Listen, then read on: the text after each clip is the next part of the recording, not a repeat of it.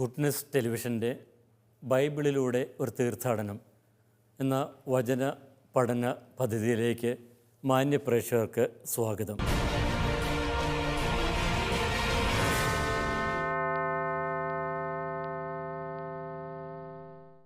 വെളിപാട് ഗ്രന്ഥത്തിലെ കാഹളങ്ങളുടെ സപ്തഗണങ്ങളെക്കുറിച്ചാണ് നാം ഇപ്പോൾ പഠിക്കുകയും വിചിന്തനം നടത്തുകയും ചെയ്യുന്നത്.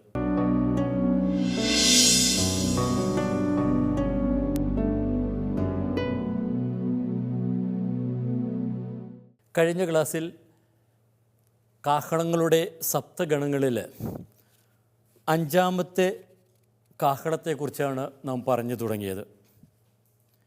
കാഹളങ്ങളിൽ ആദ്യത്തെ 4 കാഹളങ്ങൾ പ്രപഞ്ചത്തിലുള്ള വസ്തുക്കളെ ബാധിക്കുമ്പോൾ തുടർന്ന് വരുന്നവയെ 3 ദുരിതങ്ങൾ എന്ന് പറഞ്ഞ് വിശേഷിപ്പിച്ചുകൊണ്ട് മനുഷ്യരുടെ മേൽ പതിക്കുന്നതായിട്ടാണ് അവതരിപ്പിക്കപ്പെടുന്നത്. ഇവിടെ ഈ കാഹളങ്ങളുടെ പ്രത്യേകത എന്തെന്ന് ചോദിച്ചാൽ, ആരാധന സമൂഹത്തിൻ്റെ പ്രാർത്ഥനയ്ക്ക് പ്രത്യുത്തരം എന്നോണം തിന്മ ചെയ്യുന്നവരുടെ മേലുള്ള ദൈവത്തിൻ്റെ ശക്തിയേറിയ ഇടപെടലാണ് ഇവിടെ അവതരിപ്പിക്കുക. അപ്പോൾ തിന്മയ്ക്ക് മേലുള്ള ഈ ഇടപെടൽ വേറെ ഒരു വിധത്തിൽ പറഞ്ഞാൽ ആരാധന സമൂഹത്തിനുള്ള രക്ഷയുടെ സന്ദേശത്തിൻ്റെ ഒരു മറുവശം തന്നെയാണ്. അപ്പോഴിവിടെ ആരാധന സമൂഹത്തിന് തങ്ങളുടെ രക്ഷാകര ചരിത്രത്തെക്കുറിച്ചുള്ള ഉൾക്കാഴ്ച തന്നെയാണ് നൽകുന്നത്. ഈ കാഹളങ്ങളുടെ ഈ സപ്തഗണത്തിലൂടെ കടന്നു പോകുമ്പോൾ ഈ ഭീകര ദൃശ്യങ്ങളുടെ അർത്ഥം എന്തെന്നൊക്കെ നാം ചിലപ്പോൾ ചിന്തിച്ചു പോയെന്ന് വരാം. അപ്പോൾ നാം ഇവിടെ ഓർക്കേണ്ട ഒരു കാര്യം, ഇത് ആരാധന സമൂഹത്തിന് അവർക്ക് ലഭിക്കുന്ന ആ ദൈവിക സംരക്ഷണത്തിൻ്റെ കഥ വിളിച്ചോതുന്ന വിവരണങ്ങൾ തന്നെയാണ്. അപ്പോൾ ഇതിൻ്റെ പിന്നിലുള്ള ആ സംരക്ഷണത്തിൻ്റെ കഥയിലേക്കാണ് നാം എത്തി നോക്കേണ്ടത്. അഞ്ചാമത്തെ ആ കാഹളം നമുക്കൊന്ന് വായിക്കാം. 9-ാമത്തെ അധ്യായത്തിൽ 1-ാമത്തെ വാക്യം ഇപ്രകാരം തുടങ്ങുന്നു: 5-ാമത്തെ ദൂതൻ കാഹളം മുഴക്കി, ആകാശത്ത് നിന്ന് ഭൂമിയിലേക്ക് വീഴുന്ന ഒരു നക്ഷത്രം ഞാൻ കണ്ടു. പാതാളഗർത്തത്തിൻ്റെ താക്കോൽ അതിന് നൽകപ്പെട്ടു.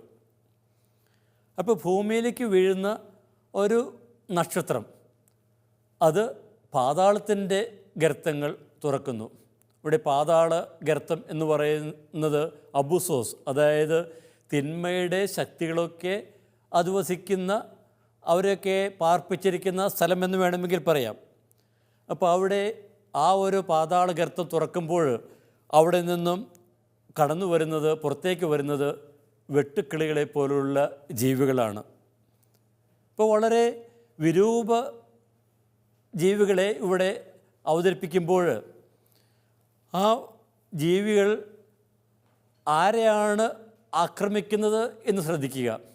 സാധാരണ വെട്ടുക്കിളികൾ ആക്രമിക്കുന്നത് പച്ചയായിട്ടുള്ള എല്ലാമാണ്, പച്ചയായിട്ടുള്ള സസ്യലതാദികളൊക്കെയാണ്. പക്ഷേ ഇവിടെ ഇത് ആക്രമിക്കുന്നത്, 4-ാമത്തെ വാക്യം ഇപ്രകാരം പറയുന്നു: നെറ്റിയിൽ ദൈവത്തിൻ്റെ മുദ്രയില്ലാത്ത മനുഷ്യരെയല്ലാതെ ഭൂമിയിലെ പുല്ലിനെയോ പച്ചച്ചെടികളെയോ വൃക്ഷങ്ങളെയോ ഉപദ്രവിക്കരുതെന്ന് അവരോട് നിർദ്ദേശിക്കപ്പെട്ടു. അപ്പോഴിത് ഈ വെട്ടുകിളികൾ ആക്രമിക്കുന്നത് നെറ്റിയിൽ മുദ്രയില്ലാത്തവയാണ്. അപ്പോൾ പച്ചയായിട്ടുള്ളതിനൊക്കെ ആക്രമിക്കുന്ന വെട്ടുകിളികൾക്ക് വേറൊരു ദൗത്യം ഇവിടെ കൊടുക്കുന്നതായിട്ട് നാം കാണുന്നു. ഇത് നെറ്റിയിൽ മുദ്രയില്ലാത്തവർ. അപ്പോൾ നെറ്റിയിൽ മുദ്രയില്ലാത്തവർ, ആ ഒരു പ്രയോഗം നമ്മൾ 7-ാമത്തെ അധ്യായത്തിൽ കാണുന്നുണ്ട്, നെറ്റിയിൽ മുദ്ര പതിപ്പിക്കുന്നതിനെക്കുറിച്ച്. അപ്പോൾ ദൈവത്തിൻ്റെ ആ സംരക്ഷണത്തിൻ്റെ ഒരു അടയാളമാണ് നെറ്റിയിലെ മുദ്ര. അപ്പോൾ തനിക്ക് പ്രിയപ്പെട്ടവരെയെല്ലാം നെറ്റിയിൽ മുദ്ര ചാർത്തി ദൈവം തൻ്റെ സ്വന്തമാക്കി മാറ്റുന്നു. അപ്പോൾ ഈ കാഹളം മുഴക്കുമ്പോൾ താഴേക്ക് പതിക്കുന്ന ആ നക്ഷത്രത്തിൻ്റെ ഫലമായിട്ട് പുറത്തേക്ക് വരുന്ന വെട്ടുക്കിളികൾ മനുഷ്യരെ ആക്രമിക്കുന്നു. പക്ഷേ അത് തിന്മയുടെ കൂടെ നിൽക്കുന്നവരെ മാത്രമാണ്. അപ്പോൾ തിന്മയുടെ കൂടെ നിൽക്കുന്നവരെ ആക്രമിക്കുന്നതിൻ്റെ അർത്ഥം നമുക്കറിയാം. ഇത് ദൈവജനത്തെ, ആരാധന സമൂഹത്തെ പീഡിപ്പിക്കുന്നതിന് ഉള്ള ഒരു ശിക്ഷ എന്നോണമാണ്. നമ്മൾ 11-ാമത്തെ അധ്യായത്തിൽ നമ്മൾ വീണ്ടും വരുമ്പോൾ കാണും.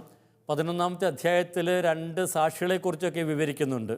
അപ്പോൾ അവിടെ ആ സാക്ഷികളെ പീഡിപ്പിക്കുന്നു, അവർ മരിച്ചു കഴിഞ്ഞ് അവരുടെ മൃതദേഹങ്ങളൊക്കെ സംസ്കരിക്കാൻ അനുവദിക്കാതെ ഒക്കെ ദ്രോഹിക്കുന്നതൊക്കെ കാണുന്നുണ്ട്. അതുമല്ലെങ്കിൽ 6-ാമത്തെ അധ്യായത്തിൽ 5-ാമത്തെ മുദ്ര തുറക്കുമ്പോൾ ബലിപീഠത്തിന് കീഴെ നിൽക്കുന്നവർ നിലവിളിക്കുന്നതും നാം കേൾക്കുന്നുണ്ട്. ഇനി എത്ര നാൾ ഞങ്ങൾ ഈ സഹനത്തിലൂടെ കടന്നു പോകണം എന്നുള്ള ഒരു ചോദ്യം നാം അവിടെ കേൾക്കുന്നുണ്ട്. അപ്പോൾ അതിനുള്ള ഉത്തരമായിട്ട് എന്ന് വേണമെങ്കിൽ പറയാം, ആരാധന സമൂഹത്തെ പീഡിപ്പിച്ചവർക്കാണ് ഈ പീഡനം ഏൽക്കുന്നത്. അപ്പോൾ നെറ്റിയിൽ മുദ്രയില്ലാത്തവരെ ആണ് ഇത് ആക്രമിക്കുക. ഇനി 5-ാമത്തെ വാക്യം ഇപ്രകാരം പറയുന്നു, അവരെ കൊല്ലാനല്ല 5 മാസം പീഡിപ്പിച്ച് ഞെരുക്കാനാണ് അവയ്ക്ക് അനുവാദം നൽകപ്പെട്ടത്. അവരുടെ പീഡനമാകട്ടെ തേൾ മനുഷ്യനെ കുത്തുമ്പോഴുള്ള പീഡനം പോലെയാണ്. അപ്പോൾ ഇവരെ കൊല്ലുന്നതായിട്ട് ഇവിടെ അവതരിപ്പിക്കുന്നതില്ല, ഇവരെ പീഡിപ്പിക്കുന്നതായിട്ട് മാത്രമാണ് അവതരിപ്പിക്കുക. അപ്പോൾ അവരെ കൊല്ലാനല്ല 5 മാസം പീഡിപ്പിച്ച് ഞെരുക്കാനാണെന്ന് പറയുന്നത്. അപ്പോൾ ഇന്ന് 5 മാസം ഇവരെ പീഡിപ്പിച്ച് ഞെരുക്കുക എന്ന് പറയുന്നതിൻ്റെയൊക്കെ അർത്ഥം. അപ്പം 5 മാസം എന്നത് ചിലരൊക്കെ പറയുന്നു അത് വെട്ടുക്കിളിയുടെ സാധാരണയുള്ള ജീവിത കാലമാണ്. 5 മാസമാണ് ഒരു വെട്ടുക്കിളി ജീവിക്കുക.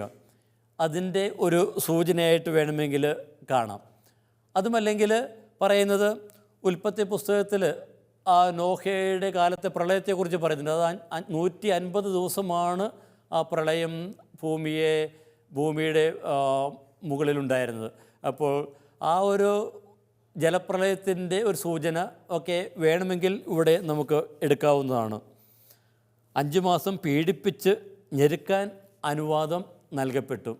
ഇപ്പോൾ ഇവിടെ ഉപയോഗിച്ചിരിക്കുന്ന ആ ഒരു പ്രയോഗം അനുവാദം നൽകപ്പെട്ടു എന്നത്, അതായത് ഇതെല്ലാം ദൈവം അറിഞ്ഞുകൊണ്ട് നടക്കുന്നതാണ്.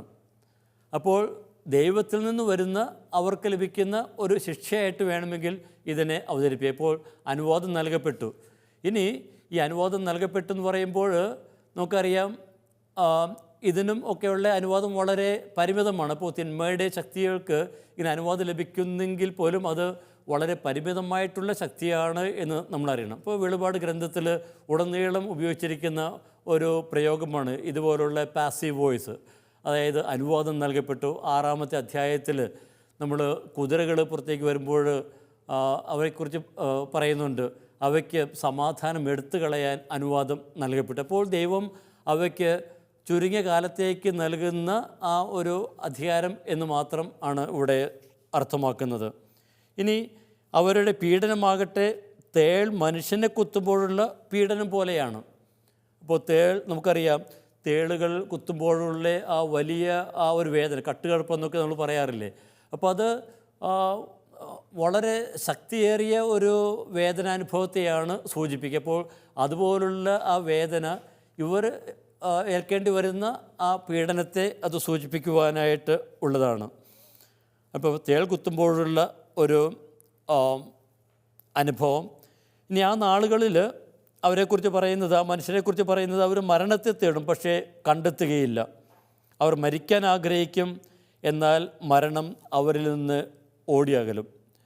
അപ്പോൾ ഈ 5-ാമത്തെ കാഹളം ഇവിടെ മുഴക്കുമ്പോൾ ഇവിടെ ആരാധന സമൂഹത്തെ ആക്രമിക്കുന്നവർക്ക് ഉണ്ടാകുന്ന ആ സഹനവും വേദനയും ഒക്കെയാണ് ഇവിടെ അവതരിപ്പിക്കുക. അപ്പോൾ ഈ തിന്മയെ ദൈവം ഇല്ലാതാക്കുന്നതിൻ്റെ ഒരു വിവരണമായിട്ട് നമുക്ക് ഇതിനെ കാണാം. അപ്പോൾ ഇവിടെ ഇതിൻ്റെ പിന്നിലെല്ലാം ഉള്ളത് നമുക്കറിയാം. ഈ തിന്മയുടെ ഉന്മൂലനം എന്ന് പറയുന്നത് ആരാധന സമൂഹത്തിന് ദൈവം നൽകുന്ന സംരക്ഷണയുടെ ഒരു മറുവശമായിട്ടാണ് നമ്മൾ കാണേണ്ടത്. അപ്പോൾ ഈ വിവരണത്തിലൂടെയൊക്കെ നമ്മൾ പോകുമ്പോൾ ഈ ഭീകരചിത്രത്തിലേക്ക് നമ്മൾ നോക്കുന്നതിനേക്കാൾ ഉപരിയായിട്ട് ഇതിൻ്റെ പിന്നിൽ ആരാധന സമൂഹത്തിന്, ദൈവജനത്തിന് അവിടെ നിന്ന് നൽകുന്ന ആ സംരക്ഷണമാണ് നാം ഓർക്കേണ്ടത്. ഇനി 7-ാമത്തെ വാക്യം, വെട്ടുക്കിളികൾ പടക്കോപ്പണിഞ്ഞ കുതിരകൾക്ക് സദൃശമായിരുന്നു. അവയുടെ തലയിൽ സ്വർണ്ണ കിരീടം പോലെ എന്തോ ഒന്ന്, അവയുടെ മുഖം മനുഷ്യമുഖം പോലെയും. അവയ്ക്ക് സ്ത്രീകളുടേതുപോലുള്ള തലമുടി ഉണ്ടായിരുന്നു. അവയുടെ പല്ലുകൾ സിംഹങ്ങളുടേതുപോലെയായിരുന്നു. അവയ്ക്ക് ഇരുമ്പ് കവചങ്ങൾ പോലുള്ള ശൽക്കങ്ങളുണ്ടായിരുന്നു. അവയുടെ ചിറകുകളുടെ ശബ്ദം പോർക്കളത്തിലേക്ക് പായുന്ന അനേകം അശ്വരഥങ്ങളുടെ ശബ്ദം പോലെയും. ഇവിടെ ഇപ്പോൾ നമ്മൾ കാണുന്ന വെട്ടുക്കിളികളുടെ ആ ഒരു വിവരണം തന്നെയാണ്.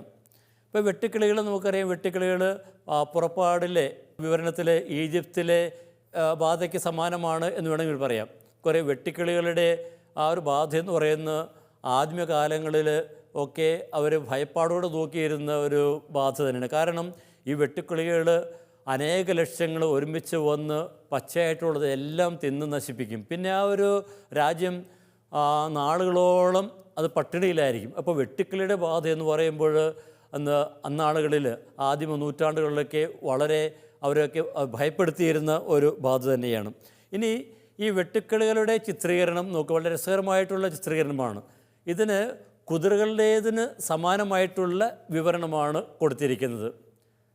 കുതിരകളുടേതിന് പോലെ എന്ന് പറയുമ്പോൾ ഇറ്റാലിയൻ ഭാഷയിൽ രസകരമായിട്ടുള്ള ഒരു പദങ്ങളുണ്ട്. ഇറ്റാലിയൻ ഭാഷയിൽ കുതിരയ്ക്ക് ഉള്ള പേര് കവാലോ എന്നാണ്, കവാലോ. ഇനി വെട്ടുക്കിളിക്ക് ഉള്ള പേര് കവാലെറ്റോ. അപ്പോൾ ഈ രണ്ട് വാക്കുകളും സമാനങ്ങളാണ്. നമുക്കറിയാം ഈ വെട്ടുക്കിളിയും ചാടി പോകുന്നത് ഈ കുതിരകൾക്ക് സമാനമായതുകൊണ്ടായിരിക്കാം ഇവിടെ കുതിരകളോട് ഇതിനെ ഉപമിക്കുന്നത്. അപ്പോൾ വെട്ടുക്കിളികൾക്കുള്ള ആ വിവരണം, അപ്പോൾ ഇതിനെ വിവരിക്കുന്നത് സിംഹങ്ങളുടേതുപോലുള്ള പല്ലുകൾ, പിന്നെ അതുപോലെ തന്നെ പടക്കുതിരകളുടെ ഒക്കെ വ്യൂഹമായിട്ട്. അപ്പോൾ ഇതെല്ലാം പഴയ നിയമത്തിലെ ജോയേൽ പ്രവാചകൻ്റെ പുസ്തകത്തിൽ നിന്ന് എടുത്തിരിക്കുന്ന ആ ഒരു വിവരണം. അപ്പോൾ അതിന് സമാനമായിട്ടുള്ള വിവരണമാണ്. 1-ാം അധ്യായത്തിൽ 6-ാമത്തെ വാക്യത്തിൽ പറയുന്നു, അതിശക്തവും സംഖ്യാതീതവുമായ ഒരു ജനത എൻ്റെ ദേശത്തിനെതിരെ വന്നിരിക്കുന്നു. അതിൻ്റെ പല്ല് സിംഹത്തിൻ്റേതുപോലെയും ദംഷ്ട്രങ്ങൾ സിംഹിയുടേതുപോലെയുമാണ്. ഇനി 2-ാം അധ്യായത്തിലേക്ക് വരുമ്പോൾ 2-4 മുതലുള്ള വാക്യങ്ങളിൽ പറയുന്നു, കുതിരകളെപ്പോലെ അവർ വരുന്നു, പടക്കുതിരകളെപ്പോലെ അവർ പായുന്നു, രഥങ്ങളുടെ ഇരമ്പലെന്ന് തോന്നുമാറ് അവർ മലകളിൽ കുതിച്ച് ചാടുന്നു. അപ്പോൾ ഈ ജോയൽ പ്രവാചകൻ്റെ പുസ്തകത്തിലുള്ള ആ വിവരണങ്ങൾ എടുത്തുകൊണ്ടാണ് യോഹന്നാൻ ഇവയെ ചിത്രീകരിച്ചിരിക്കുന്നത്. അപ്പോൾ അന്നാളുകളിൽ ഇസ്രായേൽ ജനതയ്ക്ക് എതിരായിട്ട് വന്ന ആ ശത്രു സൈന്യത്തോടെയാണ് ഇതിനെ ഉപമിക്കുക. അപ്പോൾ ഇതിൻ്റെ ശബ്ദം, ഇതിൻ്റെ ശബ്ദമൊക്കെ രഥങ്ങളുടെ ശബ്ദം പോലെയാണ്.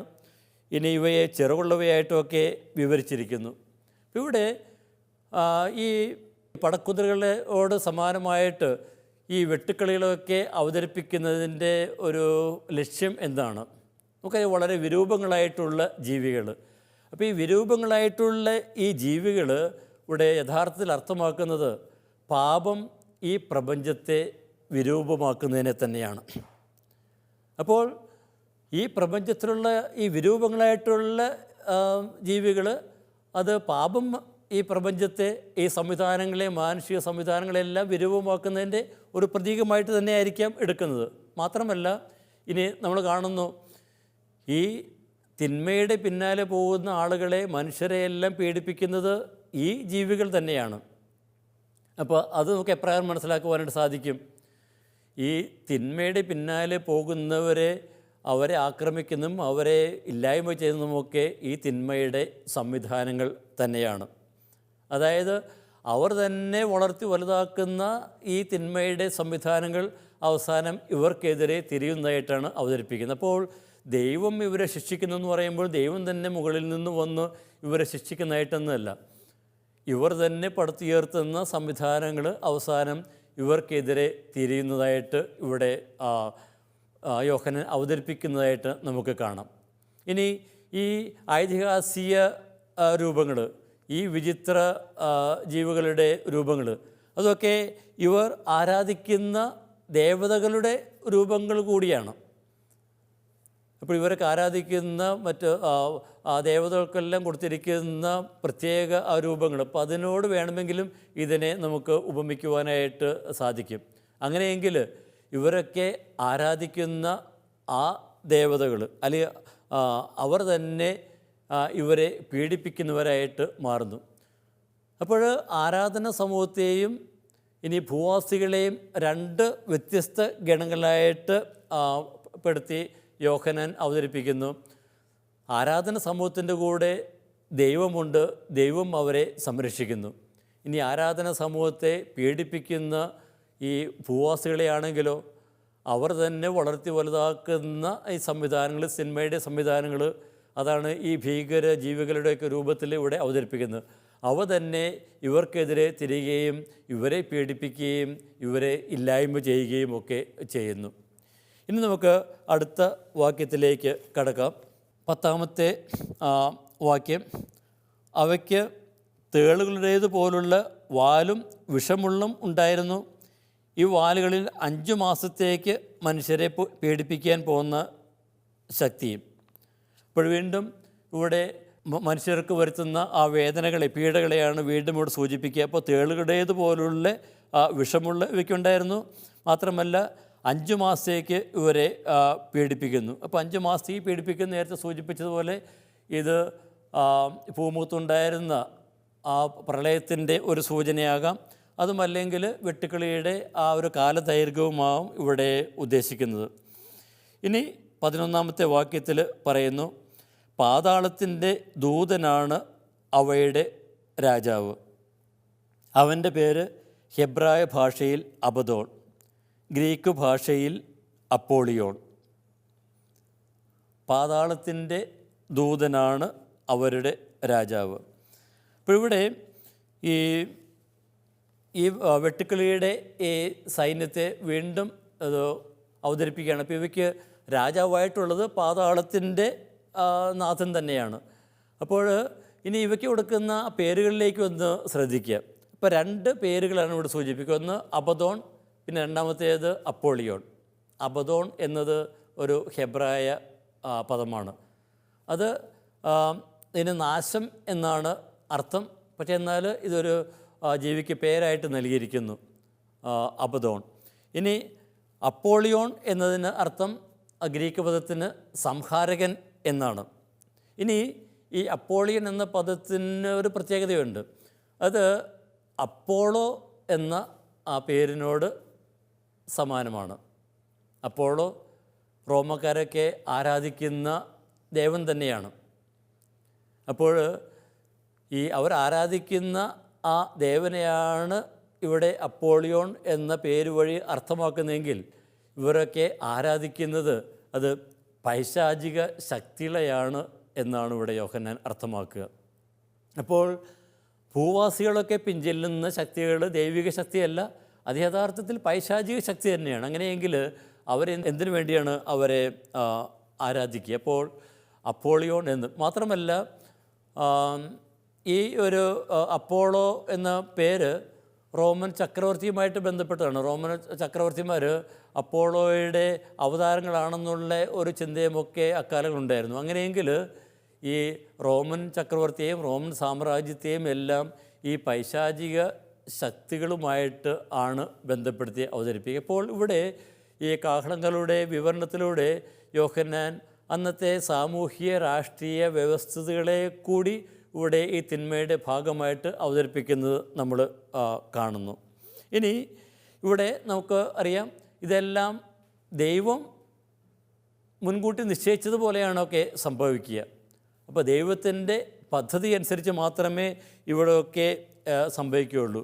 അപ്പോൾ ഇവിടെ കാണുന്ന വെട്ടുക്കിളികളുടെ ഒക്കെ താണ്ഡവങ്ങൾ, അല്ലെങ്കിൽ തിന്മയുടെ ശക്തിയുടെ താണ്ഡവങ്ങളൊക്കെ ദൈവത്തിൻ്റെ ഒരു പദ്ധതിയിൽ ഉൾപ്പെടുന്നതായിട്ട് നമുക്ക് കാണുവാനായിട്ട് സാധിക്കും.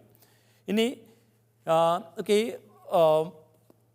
5ാമത്തെ ഈ കാഹളത്തെ നമുക്ക് ഇപ്രകാരം കാണുവാനായിട്ട് സാധിക്കും. ഇപ്പോൾ ഇവിടെ ആ, ദൈവിക ശക്തികളും അവർ പിൻചെല്ലുന്ന ദൈവിക മൂല്യങ്ങളും, പിന്നെ അതുപോലെ തന്നെ തിന്മയുടെ ശക്തികളും അവയുടെ കൂടെ നിൽക്കുന്ന ഭൂവാസികളും.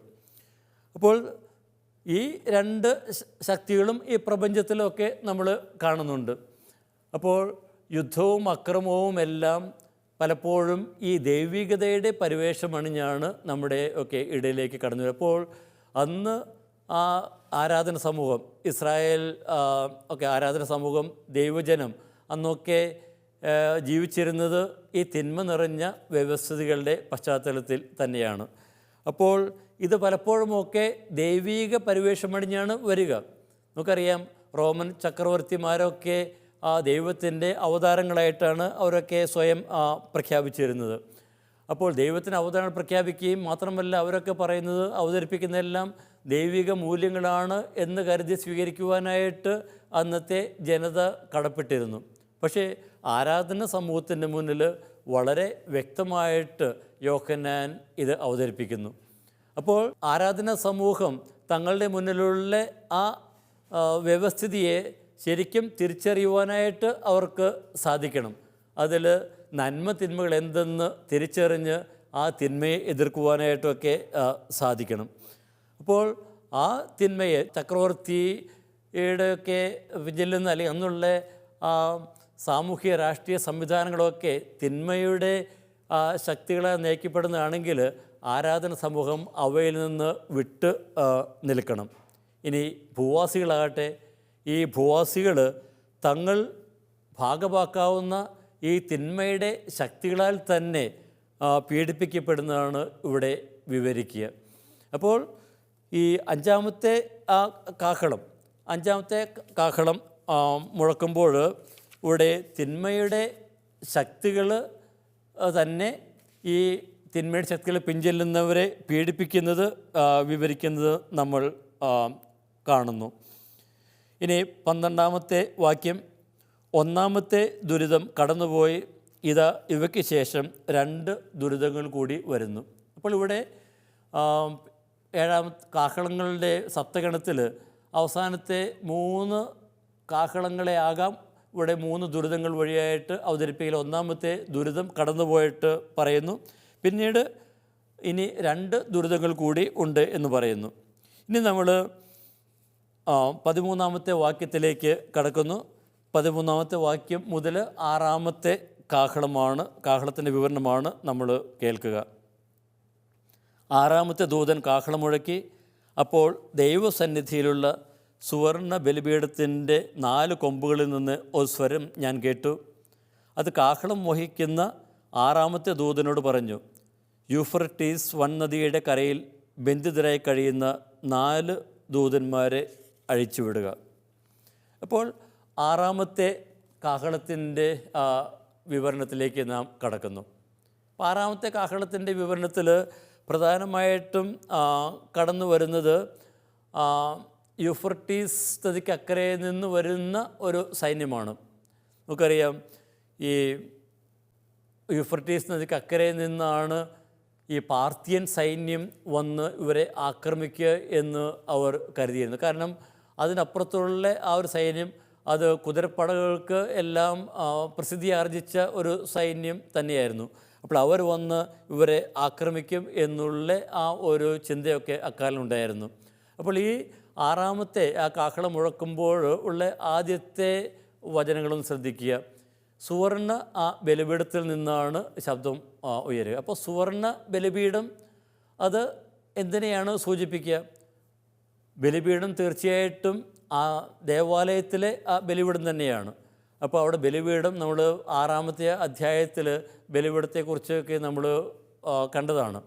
ആ ബലിപീഠത്തിന് കീഴിൽ നിന്ന് കൊല്ലപ്പെട്ടവരുടെ ആത്മാക്കൾ നിലവിളിക്കുന്നത് നമുക്ക് കേൾക്കുന്നുണ്ട്.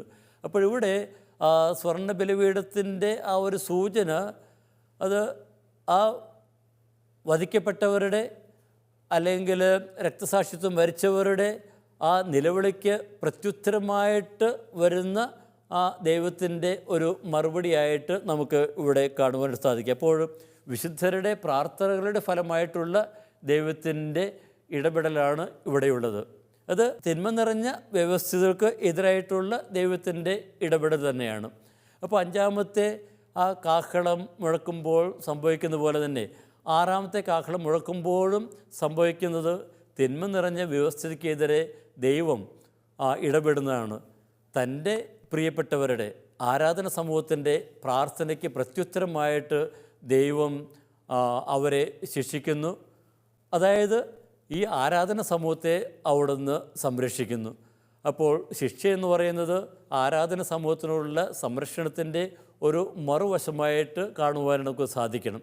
ഇതേ പറ്റിയുള്ള കൂടുതൽ കാര്യങ്ങൾ നമുക്ക് അടുത്ത ക്ലാസ്സിൽ കാണാം. അതുവരെ എല്ലാവർക്കും വണക്കം.